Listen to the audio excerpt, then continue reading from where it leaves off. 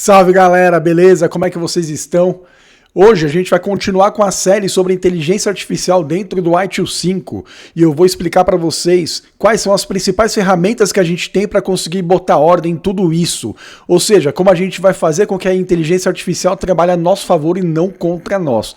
Portanto, acompanhe o vídeo até o final e vamos junto. Valeu!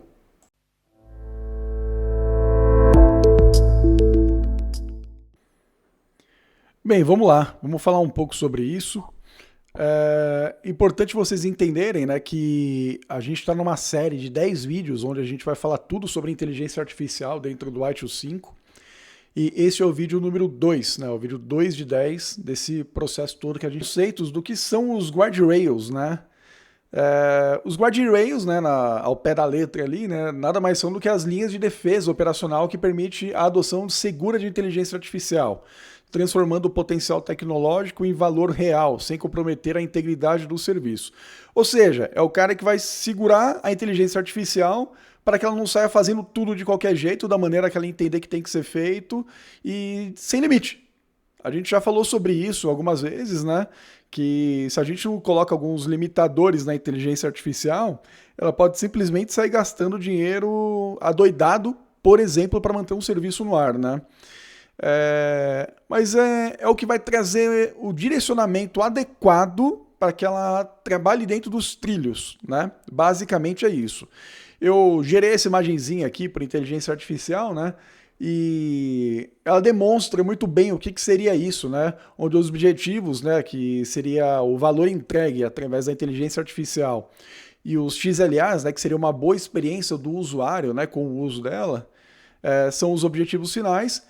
E no meio desse processo todo, né, a IA ela tem que andar pelos trilhos, que são essas bordas que aparecem aqui, né? Essas bordas aqui que são os limitadores, os guardrails. De fato, os guardrails que garantem que a inteligência artificial vai trabalhar dentro do esperado, né? Da linha ética, da linha... Enfim, eu vou entrar nesses detalhes mais para frente, eu não vou falar especificamente agora, tá? E como eu disse, né, os principais objetivos, né, a prevenção de riscos, mitigar ataques de adversários e vazamento de dados, né, porque se a gente não coloca um guardrail relacionado a isso, a gente pode ter dados vazados, né, conformidade regulatória, e nesse ponto é legal destacar principalmente LGPD, tá, porque inteligência artificial, caso ela não queira, ela consegue ser bem fofoqueira com relação aos nossos dados, né. É consistência de resultados, né? Nada mais do que a gente ter certeza que o resultado esperado está sendo entregue, né? E principalmente também alinhamento de valor, né? Ou seja, né, a gente vai configurar a inteligência artificial para que ela entregue para nós o objetivo que a gente realmente precisa que ela entregue, né? Dentro dos objetivos de negócio, né? E evitando também que ela gere saídas irrelevantes, né, ou prejudiciais. É um ponto bem interessante também para vocês terem ciência nesse momento, tá? E aqui a gente tem alguns modelos de guardrails que podem ser utilizados, né? Obviamente, eu não estou trazendo todos, né? Mas eu estou trazendo os principais, né? Que são guardrails de dados, né? Guardrails de modelos e de aplicações, tá? Vou explicar brevemente cada um deles aqui, né? O Data Guardrails, ele foca na base de tudo, garante que os dados de entrada e saída sejam limpos, éticos e protegidos contra vazamento ou informações confidenciais, tá? Ou seja, ela vai trabalhar para nós como e oferecendo a informação para quem de fato tem que ter acesso a essa informação e que essa informação seja entregue de maneira limpa, tá? Ou seja, não venha porcaria no meio do caminho, basicamente é isso. Guardrails de modelo, né? Aqui no caso foca na inteligência do sistema, validam o comportamento do modelo para evitar alucinações, termos tóxicos ou respostas tecnicamente incorretas. Bem, isso aqui está bem autoexplicativo, não tem muito o que falar. Esse guardrail aqui ele vai garantir que a inteligência artificial não dê uma viajada nas ideias, né? Tipo, ele traga o resultado de forma assertiva para nós. E aqui de aplicação, né? Application. Focam na execução prática, definem os limites de ações do agente de inteligência artificial em fluxos reais, né, impedindo decisões autônomas sem a devida autorização humana. Aqui é um ponto importante que eu não tinha falado nos slides anteriores, mas que é legal a gente frisar, né? Caso a inteligência artificial esteja corretamente configurada com os limitadores, os guardrails ali para trabalhar dentro de um padrão específico, né? Sempre que tiver alguma decisão que ela fique em dúvida, né, ou que tente ultrapassar qualquer um desses limitadores, ela entrega as informações de maneira mastigada para um ser humano, né, para que o ser humano possa avaliar esse conteúdo e tomar uma decisão adequada quando as coisas fogem do padrão. É basicamente isso que ela está dizendo, que estamos repassando aqui no Application Guardrails. Tá? Avançando aqui um pouquinho mais, a gente tem a questão de saneamento e prevenção de vieses, que também é um ponto bem interessante, né? Trazendo um contexto básico, né? O saneamento prévio da base de conhecimento garante que a inteligência artificial tome decisões imparciais e éticas, tá? Impedindo que preconceitos históricos comprometam a autonomia do sistema. O preconceito, bem entre aspas aqui, né, da inteligência artificial nada mais é do que o que ela aprende com os erros dos humanos no passado. Aqui é um ponto interessante, né? Por exemplo, a gente tem uma base de dados que a gente usou para alimentar a inteligência artificial sobre como ela tem que se comportar em uma determinada situação. Se dentro desse banco de dados, de informações que foi passada para a inteligência artificial, existe algum tipo de viés, algum tipo de preconceito, algum tipo de termo que não seja adequado ao que de fato tem que ser passado para ela, né? Ela vai indexar aquilo de alguma forma e vai conseguir, e vai usar aquilo como referência para poder repassar a informação dos resultados que ela precisar apresentar.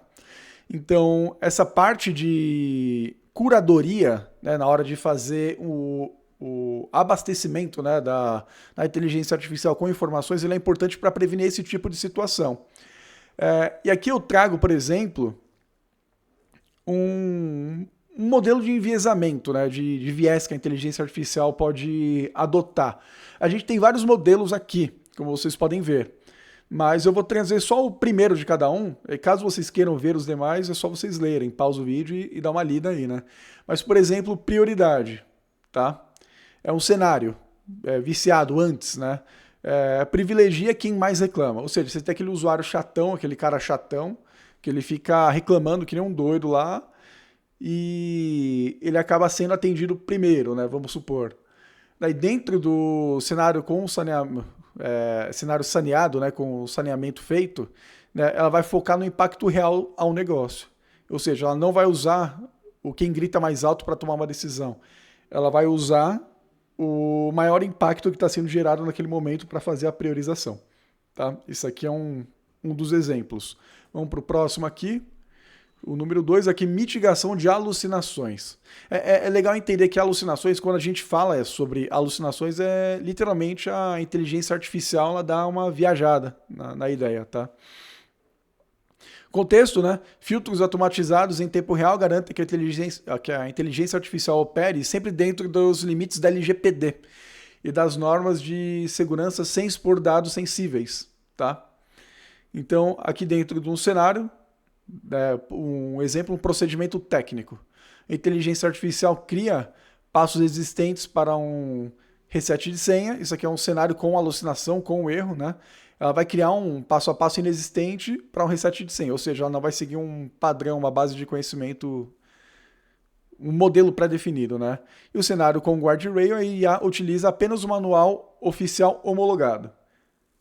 Tá? Isso aqui é quando ela sofre esse processo de direcionamento, né? Ou seja, ela tem os limitadores. Ela está limitada a usar somente o manual oficial homologado. Como eu disse nos anteriores, temos mais exemplos para você poder fazer a sua consulta e entender um pouquinho mais sobre esse processo aí. Vamos para o próximo. A experiência humana, tá? O XLA. Já temos vídeos falando sobre XLA. Não deixe de conferir, está no card aqui em cima. Tá? Só vocês clicarem para entender um pouquinho mais sobre o que é o XLA, né? Contexto, a inteligência artificial monitora o sentimento do usuário e escala o atendimento quando a tecnologia não é suficiente para entregar o valor e a empatia necessária, certo? Então, um exemplo, vamos direto no melhor de todos, que é o sentimento do usuário. Né? Cenário sem o XLA, né?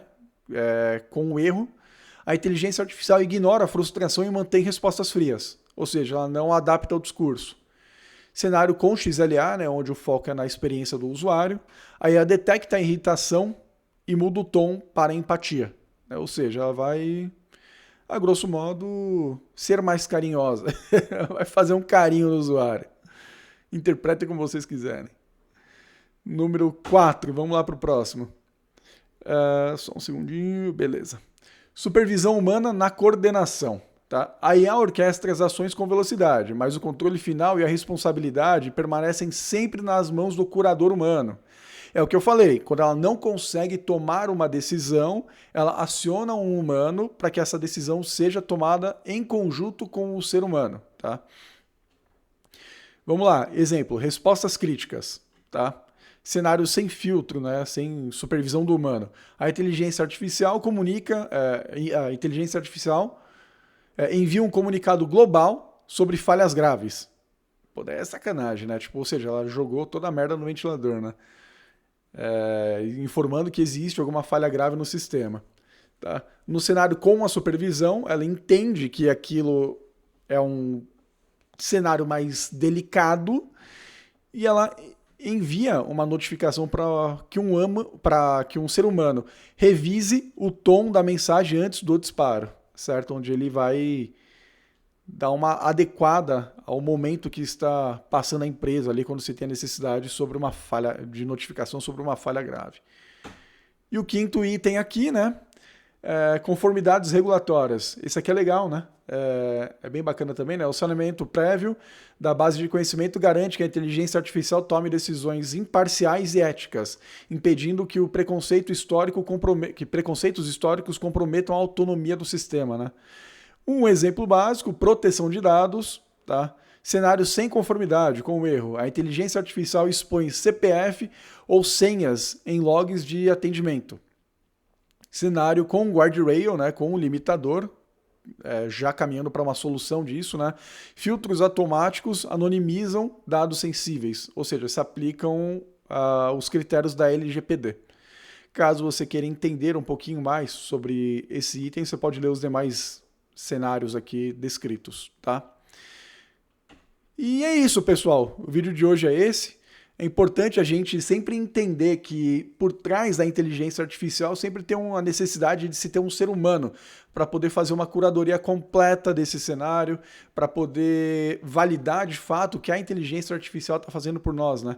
No ITIL 5 a gente deixa de ser operadores de processos para nos tornarmos curadores da inteligência artificial. Ou seja, a inteligência artificial, a grosso modo, é o trator que tem uma força absurda para poder entregar valor, e nós somos os pilotos desse trator aí, né? Os motoristas desses tratores aí. Beleza? Não deixe de nos seguir nas redes sociais, todas elas estão aqui disponíveis. Importante que você curta, que você compartilhe esse vídeo, se inscreva no canal, não deixe de acompanhar os próximos vídeos. Como eu disse, esse é o vídeo número 2. A gente tem aí mais 8 vídeos sobre esse tema tão importante para o nosso cenário atual aqui dentro do mundo da tecnologia, né, nas empresas. Forte abraço para você, me chamo Rodrigo Mila, nos sigam no canal, tamo junto, valeu!